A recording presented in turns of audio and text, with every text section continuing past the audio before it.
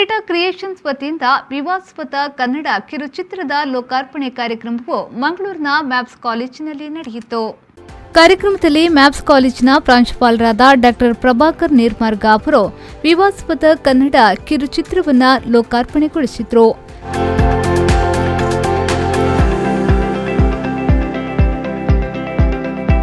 ಬಳಿಕ ಮಾತನಾಡಿದ ಅವರು, ಪೀಠ ಕ್ರಿಯೇಷನ್ನವರು ವಿವಾಸ್ವತ ಎಂಬ ಕಿರುಚಿತ್ರವನ್ನು ಹೊರತಂದಿದ್ದಾರೆ.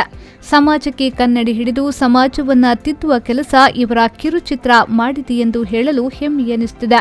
ಸದಾ ಹೊಸತನವು ಈ ಕಿರುಚಿತ್ರದಲ್ಲಿ ಕಾಣುತ್ತಿದೆ ಎಂದ ಅವರು ವಿವಾಸ್ವತ ಕಿರುಚಿತ್ರದ ತಂಡಕ್ಕೆ ಶುಭ ಕೋರಿದರು. ಪೀಠ ರಿಕ್ರಿಯೇಷನ್ ಒಂದು ಅದ್ಭುತ ಕಲಾವಿದರ ತಂಡ, ಬಹಳ ಪ್ರತಿಭಾನ್ವಿತರು, ಕ್ರಿಯಾತ್ಮಕ ಚಟುವಟಿಕೆಗಳಲ್ಲಿ ಸದಾ ತೊಡಗಿರುವ ತಂಡ ಎಂದು ಹೇಳಲು ನಾನು ಹೆಮ್ಮೆ ಪಡ್ತಿದ್ದೇನೆ. ಬಹುಶಃ 14 ಕಿರುಚಿತ್ರಗಳನ್ನು, ಉತ್ತಮ ಸಂದೇಶವಿರುವ ಕಿರುಚಿತ್ರಗಳನ್ನು ಈ ಪೀಠ ಕ್ರಿಯೇಷನ್ಸ್ ಹೊರತಂದಿದೆ.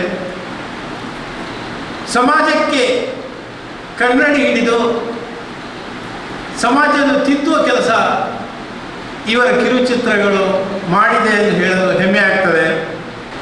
ಸದಾ ಹೊಸತನವನ್ನು ಇವರ ಕಿರುಚಿತ್ರದಲ್ಲಿ ಕಾಣ್ತಿದ್ದೇವೆ. ಅತ್ಯಂತ ಸಂವೇದನಾಶೀಲ ಅಭಿವ್ಯಕ್ತಿ, ಮಾರ್ಮಿಕ ಸಂದೇಶಗಳು, ಹಾಗೆಯೇ ಸದಾ ಅಭಿರುಚಿಯ ಚಿತ್ರಗಳನ್ನು ಈ ಕೂಟ ನೀಡುತ್ತಿರುವುದು ಬಹಳ ಸಂತೋಷದ ವಿಚಾರವಾಗಿದೆ. ಅನಂತರ ಕಿರುಚಿತ್ರದ ನಿರ್ದೇಶಕರಾದ ದಿಲೀಪ್ ರೈ ಅವರು ಮಾತನಾಡಿ, ಬದುಕಿನಲ್ಲಿ ಯಾವುದು ಶಾಶ್ವತವಲ್ಲ ಎನ್ನುವ ಥೀಮನ್ನು ಇಟ್ಟುಕೊಂಡು ಕಿರುಚಿತ್ರವನ್ನು ಮಾಡಲು ಹೊರಟಿದ್ದೆವು. ಇದು ಕಲ್ಪನೆಯಲ್ಲಿ ಬಿಂಬಿತವಾದ ಚಿತ್ರವಾಗಿದ್ದು ನೈಜವಾಗಿ ಚಿತ್ರೀಕರಣ ಮಾಡುವ ಪ್ರಯತ್ನವನ್ನ ಮಾಡಿದ್ದೇವೆ ಎಂದು ಹೇಳಿದರು.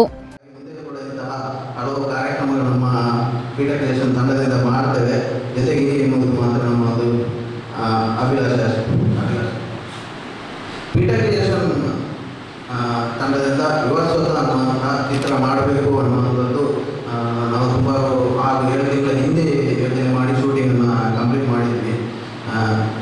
ಬದುಕಿನಲ್ಲಿ ಯಾವುದು ಶಾಶ್ವತ ಅಲ್ಲ ಎನ್ನುವಂತಹ ಒಂದು ಥೀಮನ್ನು ಇಟ್ಕೊಂಡು ನಾವು ಮಾಡಿರುವಂಥದ್ದು ಒಂದು ಕಲ್ಪನೆ. ಇದು ಕಲ್ಪನೆಯಲ್ಲಿ ಬಿಂಬಿತವಾಗಿರುವಂಥದ್ದು. ಆದಷ್ಟು ನೈಜವಾಗಿ ಚಿತ್ರೀಕರಣ ಮಾಡಿದ ಜನರ ಮುಂದೆ ಇರುವ ಪ್ರಯತ್ನವನ್ನು ಮಾಡಿದ್ದೇವೆ. ಕಿರುಚಿತ್ರ ಮಾಡಬೇಕಾದ್ರೆ ಮುಖ್ಯವಾಗಿ ನಾವು ಗಮನಿಸಬೇಕಾದದ್ದು 2 ಮುಖ್ಯ ಅಂಶಗಳು ನಮಗೆ ಬೇಕಾಗುತ್ತೆ. ಒಂದು, ಬರಿಬೋದು, ಏನು ಬೇಕಾದರೂ ಬರಿಬೋದು. ಬರೆದ ನಂತರ ಆ ಕಿರುಚಿತ್ರಕ್ಕೆ ಅದರಲ್ಲಿ ಅಭಿನಯದ ಮೂಲಕ ಜೀವ ತುಂಬುವಂಥದ್ದು ಒಂದು. ಇನ್ನೊಂದು, ಅದಕ್ಕೆ ಪೂರಕವಾದಂತಹ ಲೊಕೇಶನ್ ಬೇಕಾಗಿರುವಂಥದ್ದು. ಈ ನಿಟ್ಟಿನಲ್ಲಿ ನಮಗೆ ಲೊಕೇಶನ್ನಲ್ಲಿ ಸಹಕಾರ ನೀಡಿದವರು ಗಿರೀಶ್ ಆಚಾರ್ಯ ಮತ್ತು ಅವರ ಕುಟುಂಬದವರು.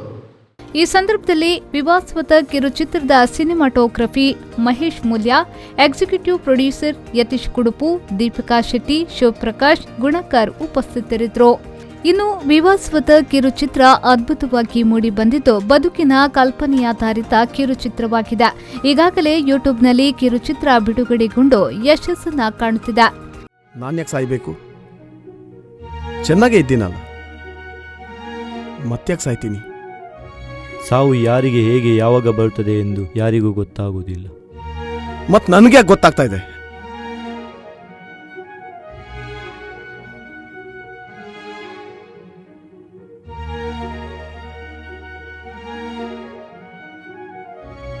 ನಿನ್ನ ಒಳ್ಳೆಯತನಕ್ಕೆ ಸಿಗುತ್ತಿರುವ ಫಲ ಇದು. ಅನಾರೋಗ್ಯವಿಲ್ಲ, ಏಕಾಂತವಿಲ್ಲ, ಸಾವು ಬಾ ಎಂದು ಹೇಳುವ ನರಕ ಯಾತನೆಯೂ ಇಲ್ಲ. ಎಂಥ ಒಳ್ಳೆ ಅದೃಷ್ಟ ನಿನ್ನದು.